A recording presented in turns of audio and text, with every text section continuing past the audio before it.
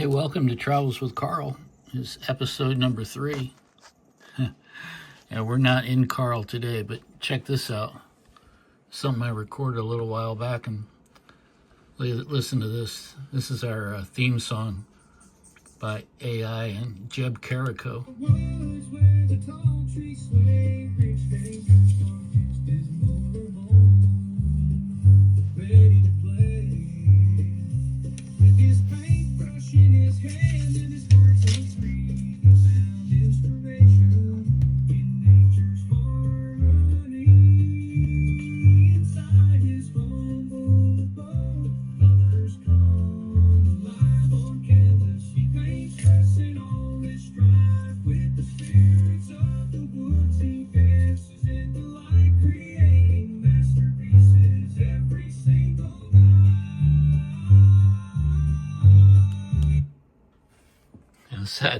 Is that cool or what?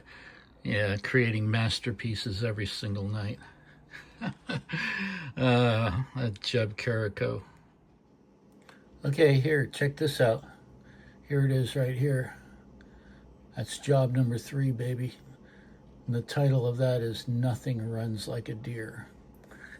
There I am driving around in a John Deere tractor getting paid $1 an hour to cut grass.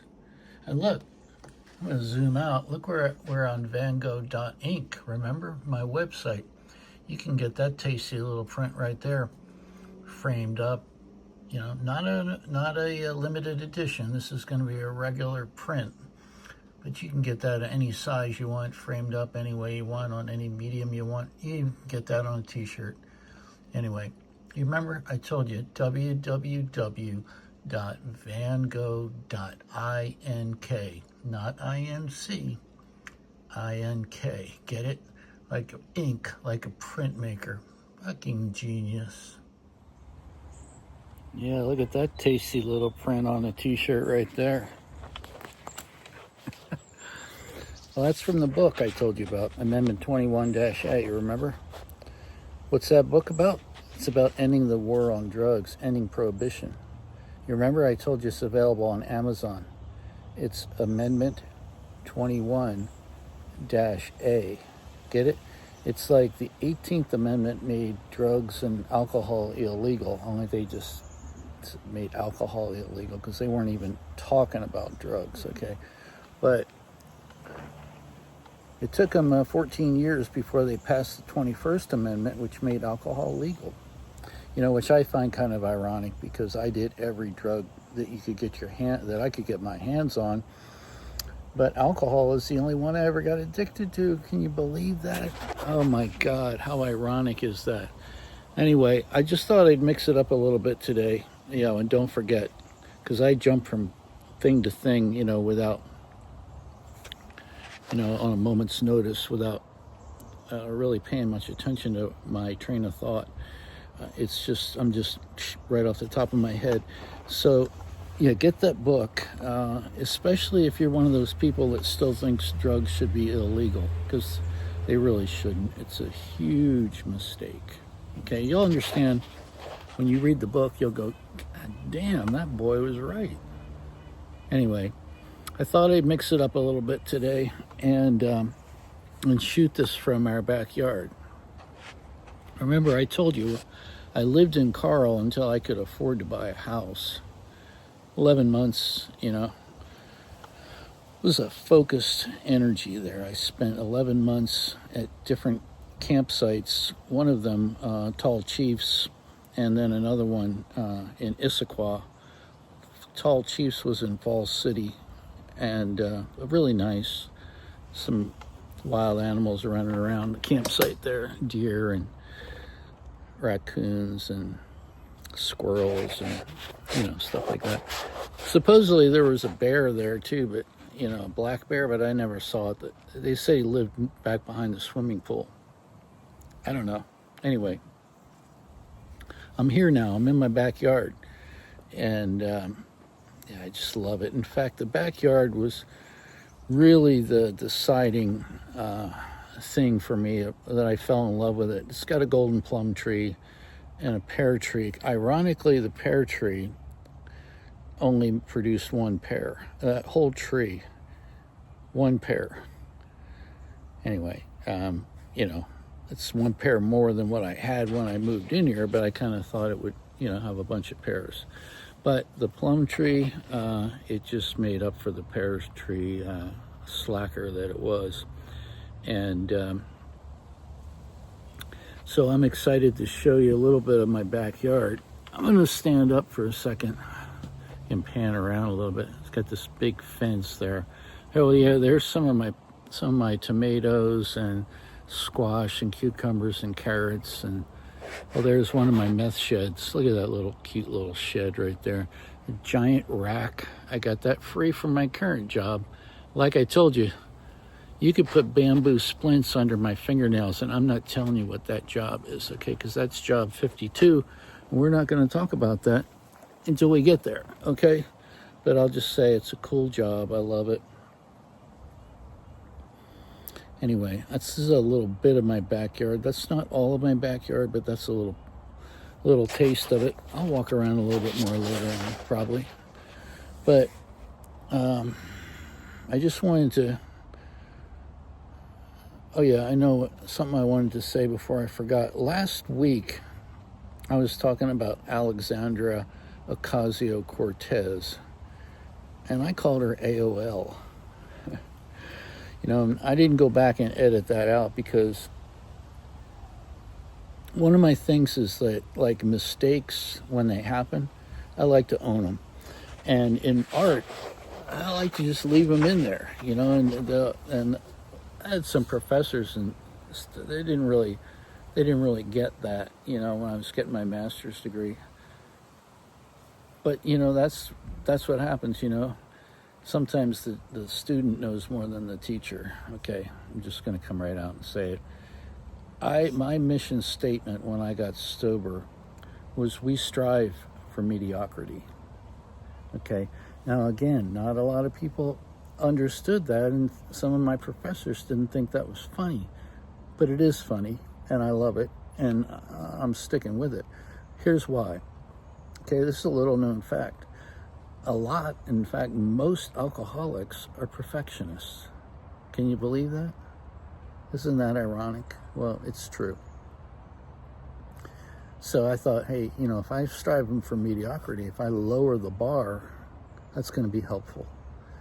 And it was. I mean, like, I don't sweat the small stuff, man. Like, I called AOC AOL, which I think is hilarious.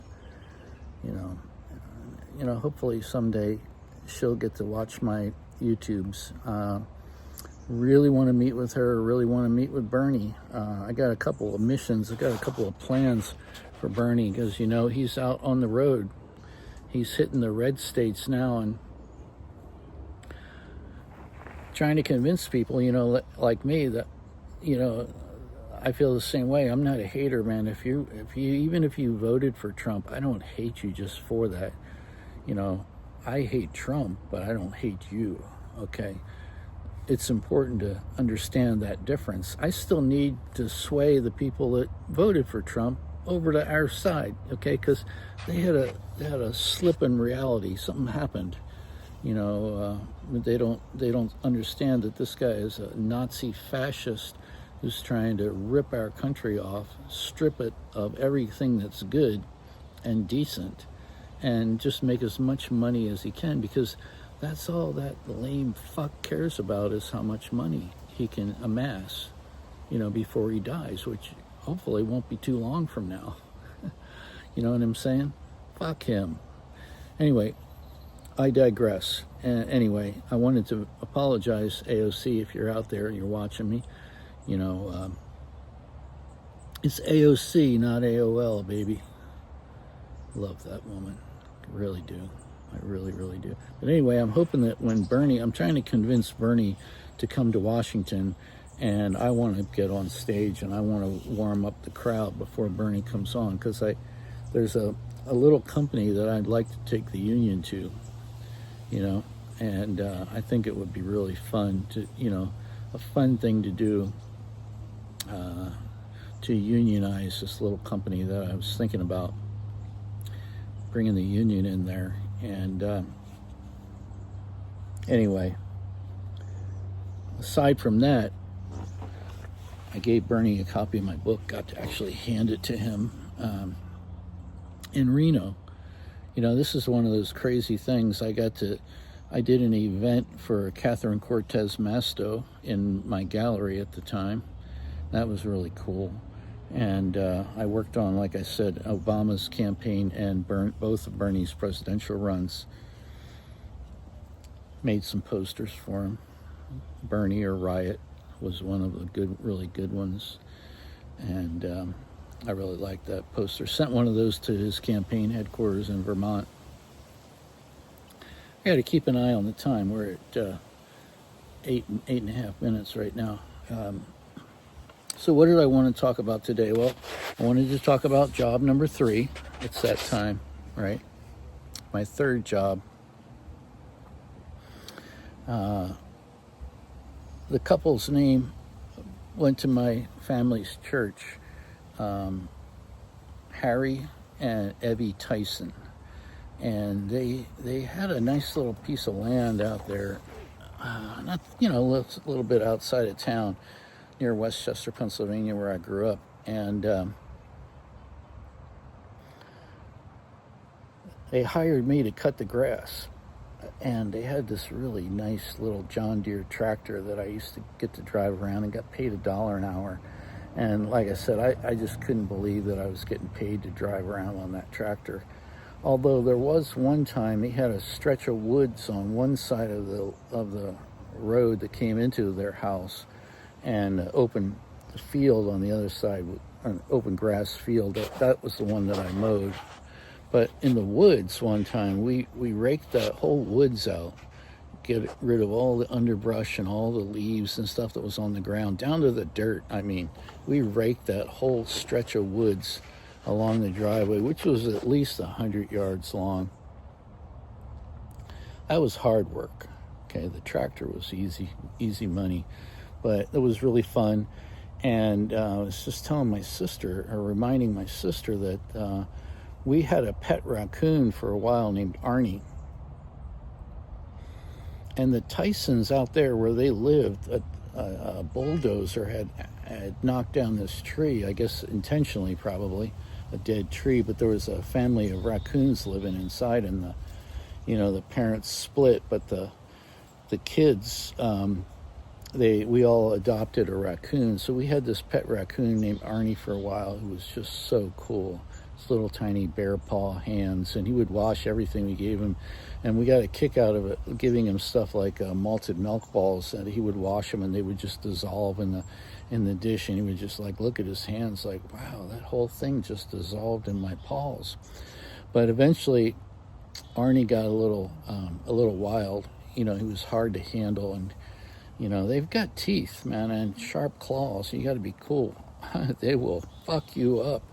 So we let Arnie go. We took him out into the woods and let him go, and he just ran right up a tree like he was, just couldn't wait to get back into nature. And I don't know how old Arnie was. I would say he was maybe like 6 months to a year old when we let him go. He had it pretty good. I mean, he lived inside in this big cage that I think my dad and my brother must have built it. But anyway, that was part of the job. Part of the whole experience was Arnie, that we got Arnie. And so, like I said, that print is going to be one of my favorites. Like the shirt that I'm wearing, that's called Doing Time, and it's got the face of a Rolex on it. It's in the book, and it's one of the short stories. But I thought it was really brilliant design, and it's one of my favorite paintings in the book. And you'll like it. You'll like it. You'll like the book and the prints that are in there. Makes a lot of sense, Anyway, I was going to talk about some other stuff, talking about some current events. It's hard to talk about, but what you're seeing happening in Palestine right now by the Israelis You know, not all the Israelis, but Netanyahu, he's just starving those Palestinian people to death, literally. So, you know, we got to get rid of him. We got to get rid of him, and we got to get those people help before all the kids are dead. And it's just genocide. It's just like a freaking Nazi.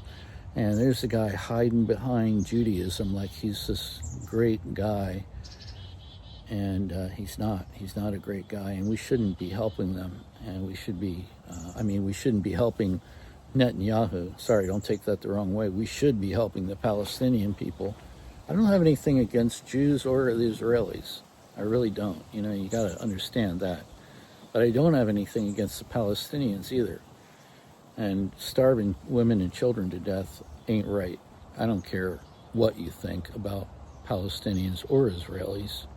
It doesn't matter. You can't starve people to death because the men want to have a war. You know, that's fucked up. The other thing I have to talk about is Ukraine. You know, we've got to help Ukraine, and but I don't think sending them arms is the way to help them. I think we need to smoke Putin. Got to get rid of him because, again, I don't have anything against the Soviet people. I mean, some of them I do, some of the fucking crazy military people, but Putin's fucked up in the head, man. Again, just like Trump, he wants more money than he needs, and he needs to go away. Maybe we should send him to Siberia. I like that. I like that idea a lot. Well, I thought I'd mix it up again today. You know, get outside of Carl and get outside of my house and sit out here under my plum tree.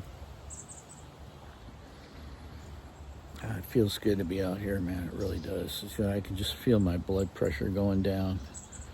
It's like having a yard. It took me 67 years to get my first house. You know, it's a double wide trailer in a mobile home park. So some people would say I'm living the white trash dream, but it just feels like a regular house to me. I guess part of that is because I lived in a motorhome for 11 months, but also part of it is like, how much space do you really need?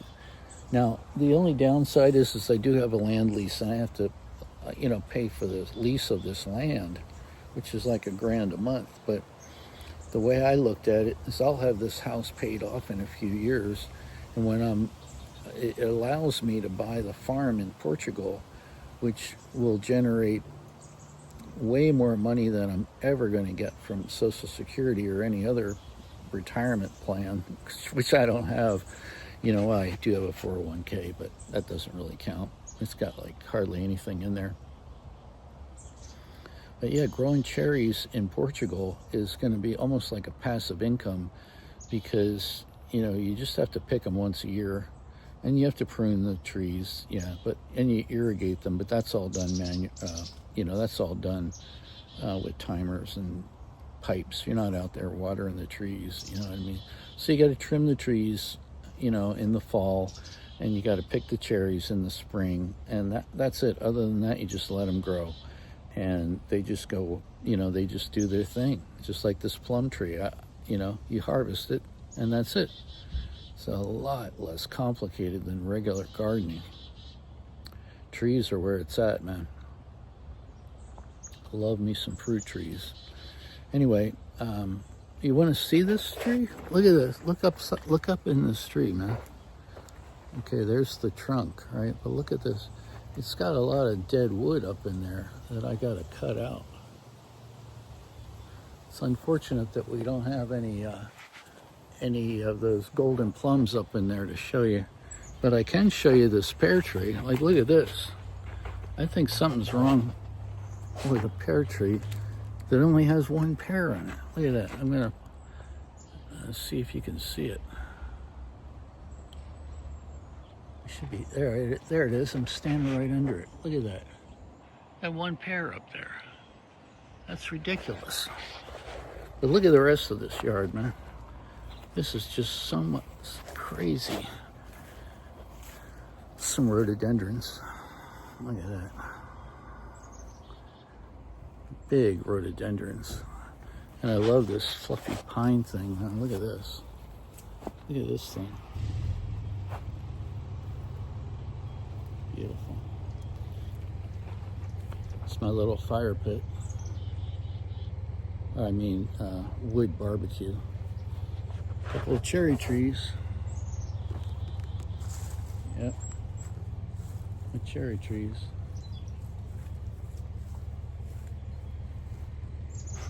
Here we go.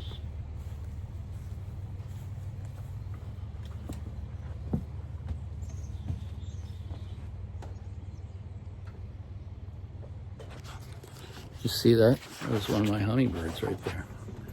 Their little feeding station. They love me, man. I don't blame them. A nice guy. You know, let me give you a quick look into the living room. Look. There it is, home sweet home. Yeah, it's a mess. I got, you know, I had to move. I got still moving stuff. That's the truth. I'm still moving stuff. You know, and pretty sure I'm just gonna wrap it up. I don't know if I have anything else of great importance to discuss today, other than you know, I didn't feel like making it over to Carl. Like it's not that far, right? Like I could walk to where Carl is, but I just decided I'm not going to let anything, even if I don't feel like shooting an episode, I got to rally, you know, because this is so important. This channel is so important to me that it's hard to explain. It's like, it's a different medium, but it goes so well with the book, and it allows not just Amendment 21 with 52, the book of my jobs. It goes so well with this project, which is really, I think it's important for any artist or musician or writer, anybody that's made it to the like AAA level. Thank you, Cynthia, for commenting on that. I like it too. Made it to the AAA level, but didn't make it to the major leagues. I could count them on one hand that did, but you know, it's important to honor, I think, to honor the people that devoted their life to the arts. You know, even if they made had to scrape a living out of it, but they kept producing art, right? Because that's important, man. Art is important to humanity. People commenting on life, commenting on the beauty of this planet. I was thinking about David Attenborough, right? That guy spent his whole life documenting from the very beginning of the BBC, from the very beginning of video. Bro, I know how it feels. That's how it started with me. Black and white, half-inch, reel-to-reel piece of shit video camera. And, you know, to see today that, like I said, I'm shooting it on the iPhone 16 Pro Max and not being sponsored by iPhone yet. That's right. Apple, come on. You can do it. All right, I'm out. Your drums, bass, rhythm, and lead guitar, and Mick on the microphone. And they're still rocking today. They'll be rocking it tomorrow night. I'm going to wrap this up right here. Keith takes us out with Happy. Because I also need love to keep me happy. Let's see, we get the lyrics on here too. Baby.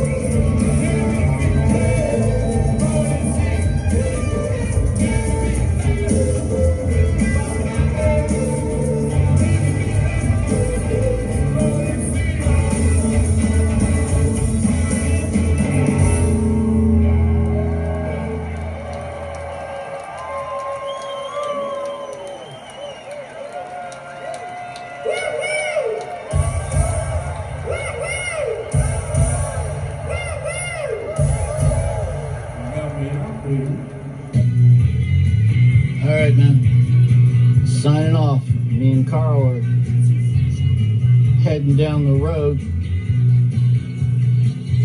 Thanks for tuning in. If you'd be so kind, crush that like button and hit the subscribe button, and I promise you 51 more episodes of this, and that'll just get us through the book. That'll just get us through the book 52, and I'll have all kinds of giveaways. I'll be giving away prints and music and stuff along the way. And we'll be having events. We'll be going to digital nomad events and stuff. And yeah, my hat's off to Farmer for Fun over there in Portugal. We'll be going and visiting them, and OK Portugal, and be visiting them on their farm, and visiting my friends up in Porto. Did I say Porto? Porto. We'll be visiting expats everywhere up there. Josh and Kaylee. All right, man. Thanks again for watching and listening to me. And I'm just wanting to kind of lay out the guidelines and lay out the thing of what the thing is going to be like. All right? All right.